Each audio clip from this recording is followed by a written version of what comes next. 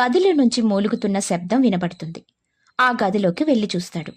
అక్కడ ఇద్దరు కూతుర్లు ఏడ్చి ఏడ్చి కింద పడి నిద్రపోతూ ఉంటారు. వాళ్ళ చేతుల మీద వాతలు కనబడతాయి. కనకయ్య అక్కడ్నుంచి భార్య అయినటువంటి రత్నం దగ్గరికి వెళ్ళి, పిల్లల చేతుల మీద వాతలేంటే? ఆ నేనిందాక పెరట్లో పనిచేస్తూ ఉండగా పొయ్యి మీద కూర మాడిపోతుందని నాతో చెప్పకుండా పిల్లలిద్దరూ వెళ్ళి తమ చేతులతో దానిని పట్టుకున్నారులే. అందుచేత ఇద్దరికి చేతులు కాలాయి. నువ్వుండగా వాళ్ళు వంటింట్లోకి ఎందుకెళ్లారు అని అంటాడు కనకయ్య.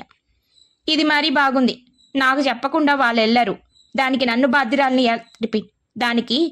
బాధ్యురాల్ని చేస్తా ఎలాగా? ఇంటికి రావాలంటేనే చిరాకేస్తుంది. ఎప్పుడూ ఇంట్లో ఏడుపులు. అసలు ఇంట్లో ఉండాలంటేనే భయం వేస్తుంది. సర్లే, నేనేదో కావాలని వాళ్ళని కష్టపెడుతున్నట్లు మాట్లాడుతున్నారు. నేనేమైనా ఇక్కడ కూర్చొని తింటున్నానా ఏంటి?